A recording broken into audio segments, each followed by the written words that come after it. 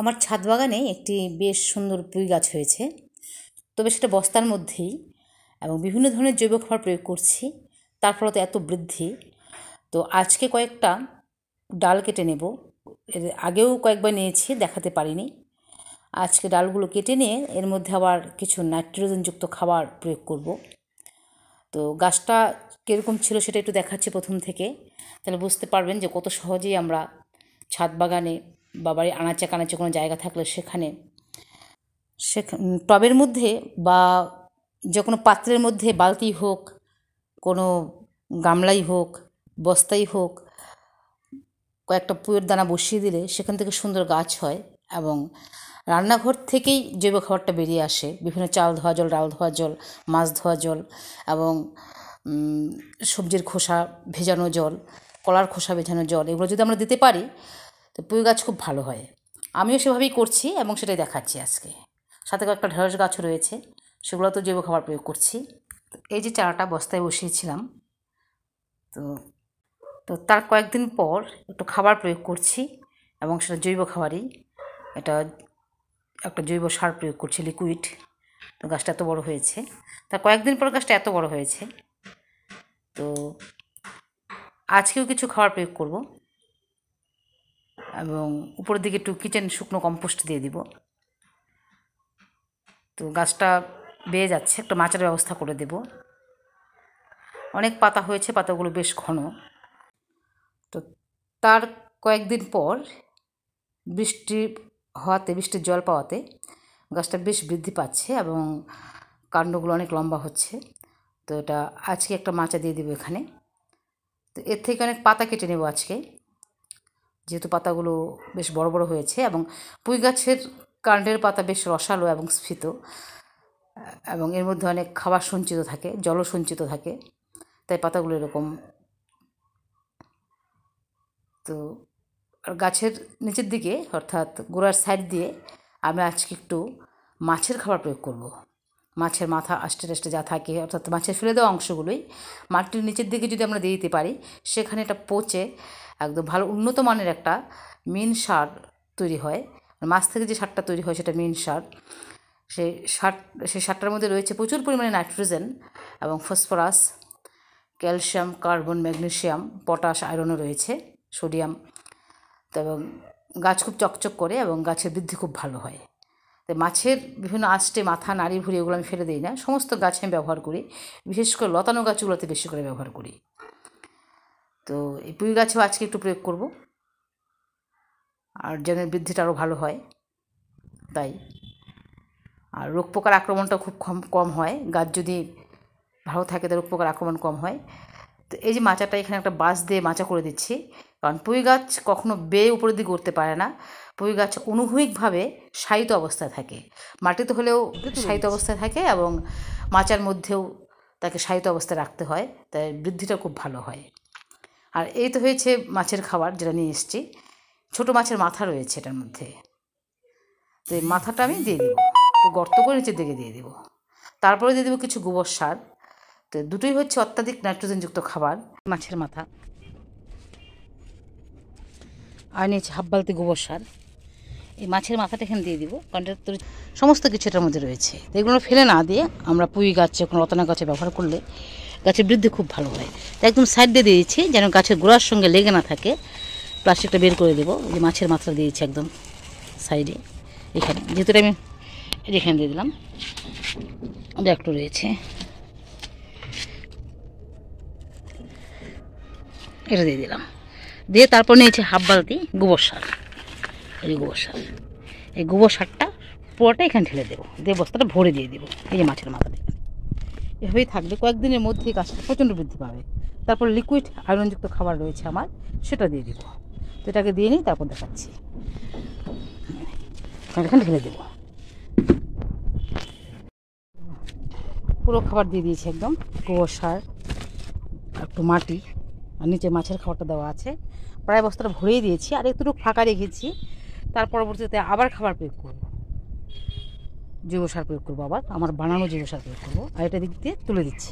অনেক ডালপালা আসছে, দেখুন অনেক ডালপালা, একদম ভরে যাবে চারদিকে। তারপরে ডালগুলো কাটবো, কিছু পাতা কেটে নিয়েছি, এই যে পাতা, এতটুকু পাতা কেটে নিয়েছি, এটা শাক খাওয়ার জন্য। আর এই যে গাছটা, এই মাচাতে তুলে দিচ্ছি এটা। তারপর দেবো আয়রনযুক্ত খাবার। এটার মধ্যে আয়রনযুক্ত খাবার বানানো আছে আমার, অনেক কিছু দিয়ে তৈরি করছি। কিছুটা নির্যাস জলের সাথে তুলে মিশিয়ে তারপর এটাতে ব্যবহার করবো, দেখাচ্ছি সেটা। তো এখান থেকে আয়রনযুক্ত খাবার নিচ্ছি। তো এটার মধ্যে এই যে রোদের উপর দিকটা শুকিয়ে আছে, এই যে এটা পুরোটাই আয়রনযুক্ত খাবার।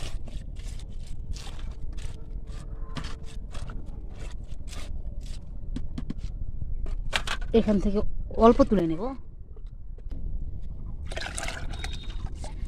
পাতলা করে।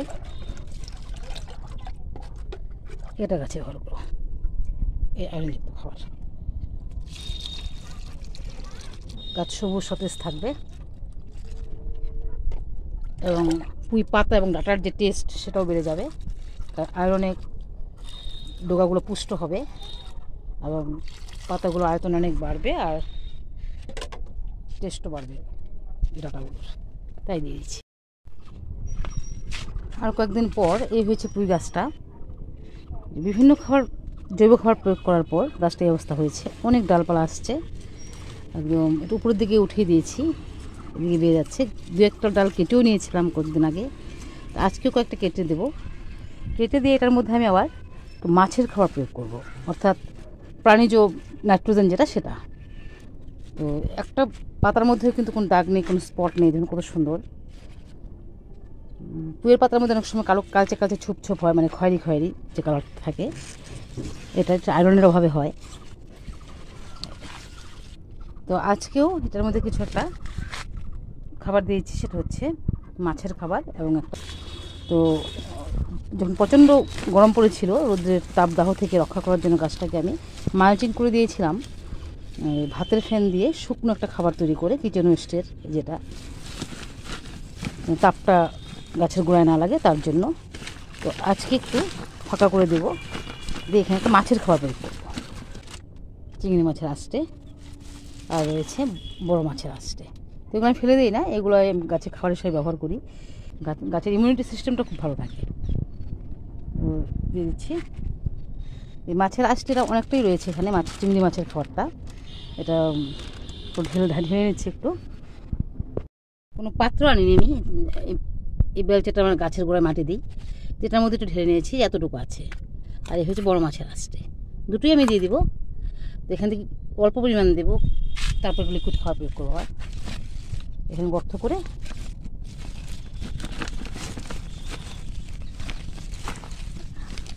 কয়েকদিন আগেও দিয়েছিলাম, আজকে আবার দিচ্ছি, করেছি, এর মধ্যে দিয়ে দিয়েছি বড় মাছের আস্তেটা। বড় মাছের আস্তেটা দিলাম, তারপর দিয়েছি চিংড়ি মাছের, যেটা এতটুকু দিয়ে দিলাম, দিয়ে মাটিতে ঢেকে রেখে দিই।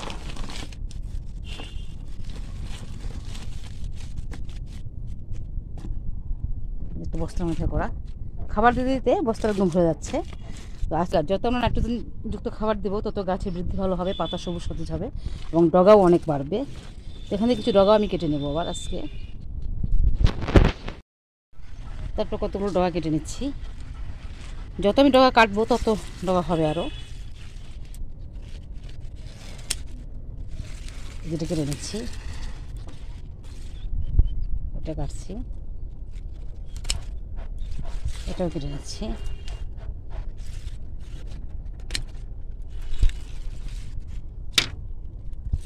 এর উপর দিয়ে উঠে যাবে, আর এখান থেকে অনেক অনেক ডালপালা আসছে, অনেক অনেক।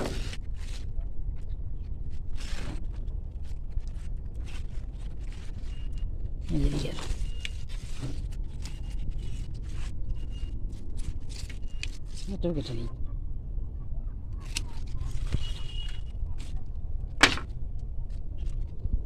এই দুটো কেটে নিয়েছি। গাছটা আরও অনেক ডালপালা আসছে, অনেক বড় হবে, আরও ডালপালা হবে, আরও ওদিকে উপর দিকে তুলে দেবো। আর ঢেঁড়স গাছগুলো এত বড় হয়েছে, পাশে ঢেঁড়স গাছগুলো কত বড় হয়েছে। তো এতটুকু পুঁই ডাঁটা কেটে নিয়েছি, এতটুকু।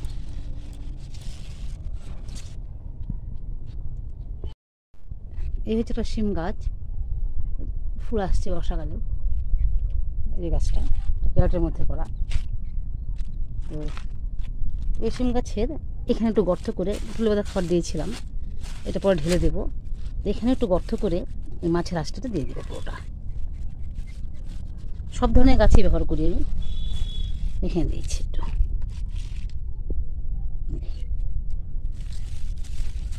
ঢেকে দেবো। আর এই খাবারটা কম্পোস্ট হয়ে গেছে, এটা হয়ে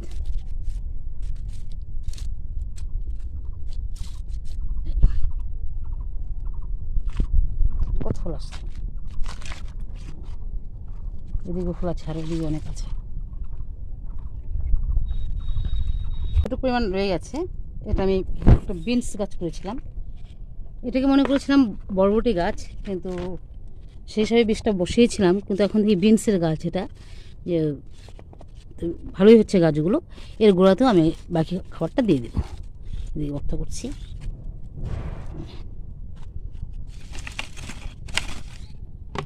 গর্ত করে পুরোটা দিয়ে দিচ্ছি, মাটিতে চাপা দিয়ে দেবো, এটাই থাকবে এটা।